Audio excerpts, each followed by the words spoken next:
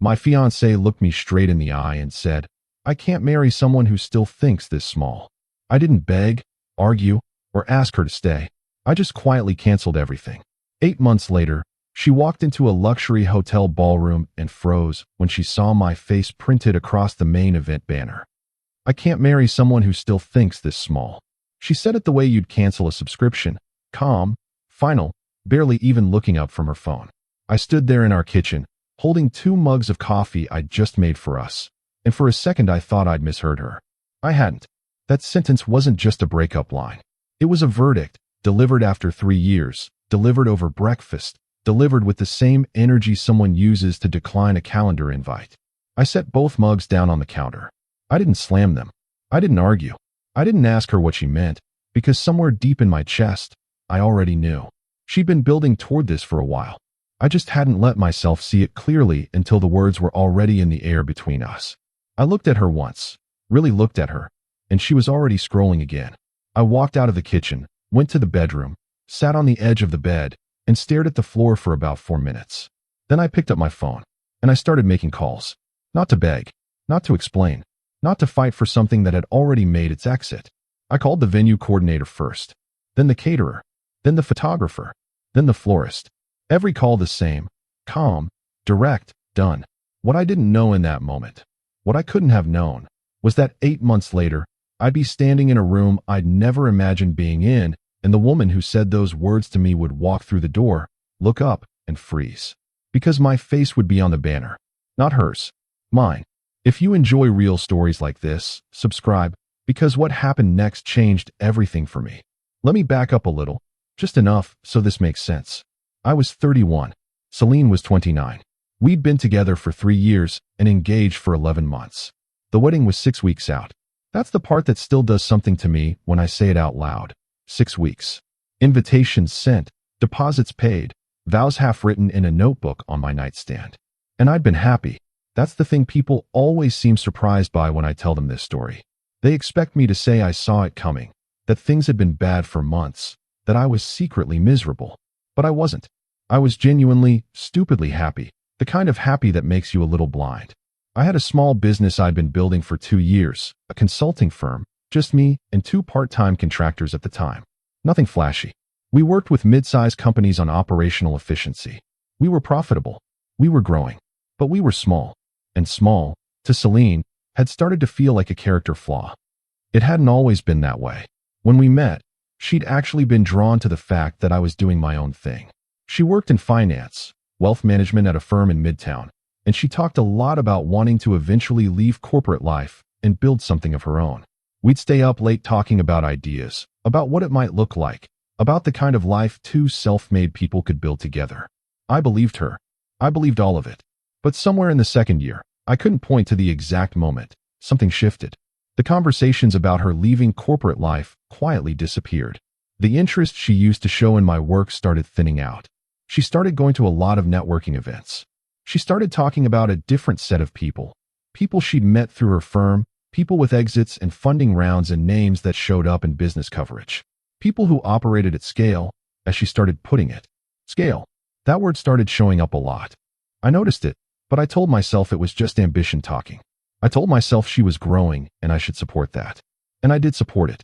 I asked about her events, her connections, her ideas.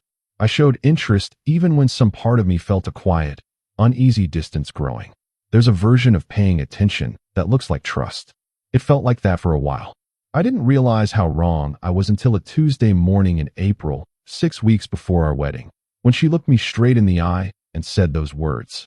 I want to tell you about the night before, because it matters. We'd had dinner with 2 of her colleagues, Brixton and his girlfriend, at a place in the West Village that Celine had been wanting to try. Brixton had just closed a Series B for his SaaS company, $12 million. He talked about it the way people talk about weather, casually, as if money at that scale was just a normal background condition of life. Celine lit up at that table in a way I hadn't seen in a long time. She was leaning forward, asking questions, laughing at everything, fully present. The version of her sitting across from Brixton was the version I used to see when it was just the 2 of us. I noticed. I told myself I was overthinking it. On the cab ride home, she was quiet. Not the comfortable kind of quiet. The kind where someone is composing something in their head. I asked if she had a good time. She said, "It was really inspiring." I nodded. I didn't ask the follow-up question I probably should have asked. We went to sleep. I woke up early, made coffee, and brought 2 mugs to the kitchen table because that was our routine. She came in about 10 minutes later, sat down, didn't touch hers, and said it. "I can't marry someone who still thinks this small." Here's what I understood she meant, without needing her to explain it. She meant my business. She meant the pace of it. She meant that I was 31 years old with a consulting firm that had 3 people and no plan to raise capital or franchise or disrupt anything. She meant that sitting across from Brixton the night before, she'd felt something she no longer felt when she looked at me. And maybe she was right to feel it. That's the part that made it complicated. Because I wasn't angry, not at first. I was just very, very quiet inside. I asked her one question. "Is this something you've been feeling for a while? Or is this about last night?" She said, "Does it matter?" That was my answer. I nodded once. I walked out of the kitchen. I sat on the bed. I made the calls. Here's what I didn't do. I didn't text her an essay about my potential. I didn't list my revenue numbers. I didn't remind her that my business was profitable, which is more than most funded startups ever manage. I didn't make a single argument for why she should reconsider. And when she came to the bedroom doorway about 30 minutes later and said, "We should talk about this properly," I looked up at her and said, "There's nothing to talk about. I'll start handling the cancellations today." She stood there for a second. I think she expected something different. Maybe she expected me to push back. Maybe she expected me to prove something right then, to stand up and tell her I had plans she didn't know about, that I was bigger than she thought. Maybe she'd wanted a fight that ended in a breakthrough. I didn't give her one. Not because I was shutting down. Because I was oddly, completely clear. When someone tells you they can't marry you because of who you are, not something you did, not something fixable, but who you fundamentally are and how you fundamentally move through the world, there's nothing to negotiate. You either change the core of yourself to earn their approval, or you let them go. And I'd spent enough of the last year quietly twisting myself into shapes that didn't feel like me, trying to match an energy that wasn't mine. I was done twisting. The next 2 weeks were strange in the particular way that ending an engagement is strange. We were still living in the same apartment. We moved around each other carefully, like 2 people trying not to disturb a fragile arrangement of objects. She was kind, actually. Not cruel, not cold. Just done, the same way she'd sounded that morning. She helped contact some of the vendors. She wrote the messages to mutual friends so I didn't have to explain it to everyone individually. I appreciated that more than I told her. The night before she moved out, she came and sat on the couch next to me and said, "For what it's worth, I think you're going to be fine." I said, "I know." She looked like she wanted to say something else. She didn't. She left the next morning with 2 suitcases. I stood at the window and watched the cab pull away, and I felt something I couldn't name then. It wasn't grief, exactly. It wasn't relief, exactly. It was something closer to the feeling of removing a weight you'd gotten so used to you'd stopped noticing it was heavy.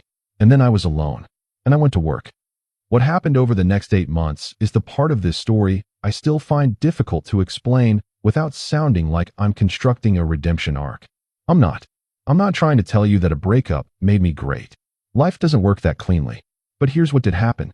About 3 weeks after Celine moved out, I had a conversation with my longest-standing client, a logistics company in New Jersey that had been working with me for almost a year. Their COO, a woman named Valencia, had been pushing me for months to expand the scope of what we were doing together. I'd been cautious. I'd kept the engagement small, manageable, safe. 3 weeks after the breakup, I called Valencia and told her I was ready to go bigger. She asked me what changed. I said, "Perspective." She laughed and said she'd been waiting for that call. Within 6 weeks, we'd expanded our contract to 6 times the original value. Within 10 weeks, that contract had generated enough case study material that I started getting inbound interest from companies I'd never approached. I hired 3 full-time people, then 2 more.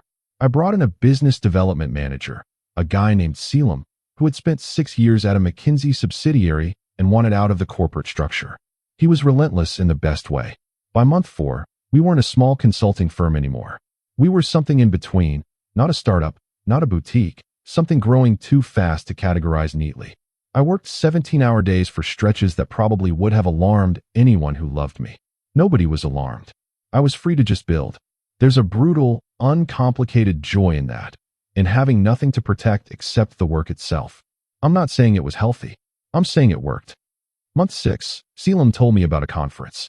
An annual gathering of operations and efficiency consultants, held every year at a different luxury venue, rotating between cities. That year it was New York. The organizing committee had apparently been tracking our growth and reached out to Selim directly. They wanted me as a keynote speaker. I said yes without thinking too hard about it. I should mention, I'd never spoken at a conference before. The biggest room I'd ever presented in held maybe 40 people. This event drew close to 800. I spent 3 weeks on that presentation. Selim drilled me on it every evening. My 2 original contractors, who were now full-time with proper titles, sat through 3 full run-throughs and gave notes that were sometimes brutal and always useful. The night before the conference, I stayed at the hotel where it was being held.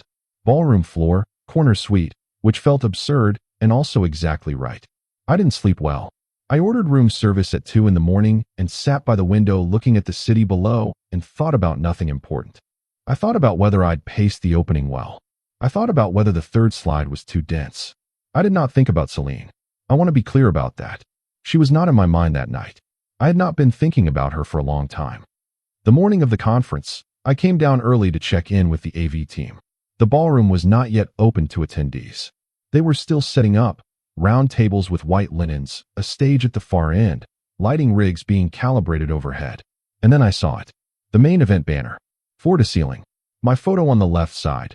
A headshot Selim had insisted on getting taken professionally about 2 months earlier. My name. My firm's name. Keynote speaker.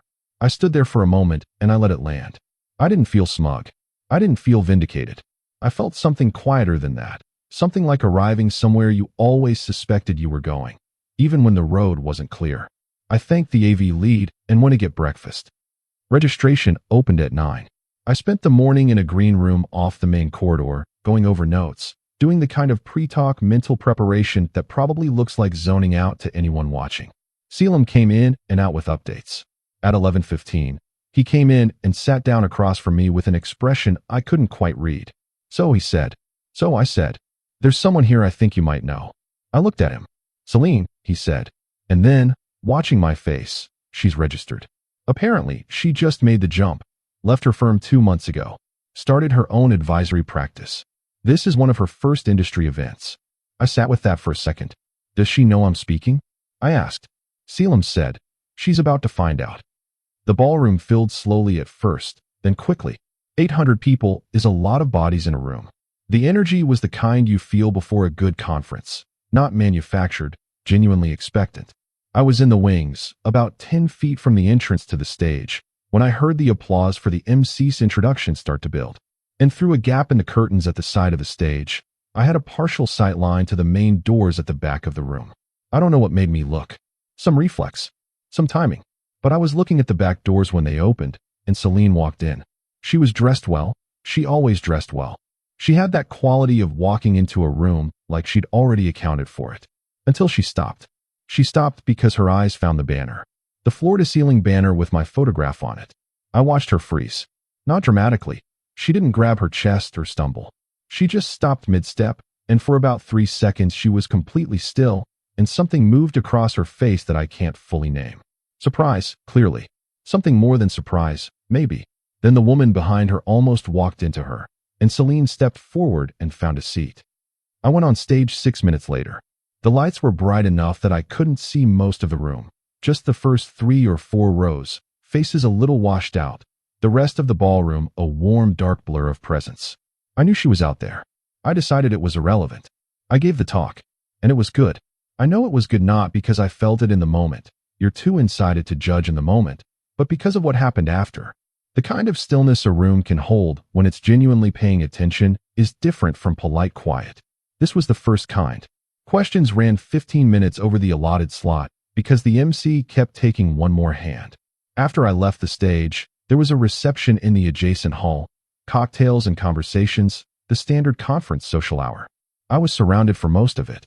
People I'd heard of, people I'd wanted to meet, people with questions, with proposals, with cards and handshakes, and the particular energy of professional admiration. Selim appeared at my elbow at some point and quietly told me that 2 of the attendees wanted to discuss potential partnerships. I said I'd find time in the afternoon. I was in the middle of a conversation about distributed operations models when I felt a shift in my peripheral vision. I finished the sentence I was in the middle of, excused myself from the group, and turned. Celine was standing about 8 feet away, holding a glass of sparkling water, waiting. I walked over. She didn't look the way I expected her to look. I'm not sure what I expected, something more composed, maybe. She looked slightly undone. Not crying, not falling apart. Just not composed in the usual way. Like something had reconfigured while she wasn't paying attention. She said, "You're speaking here." I said, "Keynote." She said, "I didn't know." I said, "There's no reason you would have." Small pause. "Your company," she said. How long has it been like this?" "About 6 months of real growth. The last 2 have been significant." She looked at me for a moment. "I'm glad," she said, and I believed her. That was the thing, I believed her. She wasn't performing. She was genuinely glad, and also clearly somewhere uncomfortable inside that gladness. I didn't push on the discomfort. It wasn't mine to explore. She asked about the firm. Actual questions, informed questions, the kind that told me she'd read about it somewhere. I answered them. It was a strange conversation to be having. Not painful, not charged in any dramatic way. Just final. The last edge of something that had already been finished for months, just now getting its last acknowledgement. She told me about her practice, what she was building, why she'd left the firm. She said the decision had been coming for a long time, but something had pushed it into focus. She didn't say what. I didn't ask. She mentioned a client she was excited about, a strategy she was developing. Her energy when she talked about it was real. There was something alive in her face that hadn't been there the last months of our engagement. She was doing the things she'd always talked about doing. I was glad for her too. I told her. She looked at me like she wasn't sure how to hold that. "I should let you get back," she said, gesturing toward the crowd of people behind me.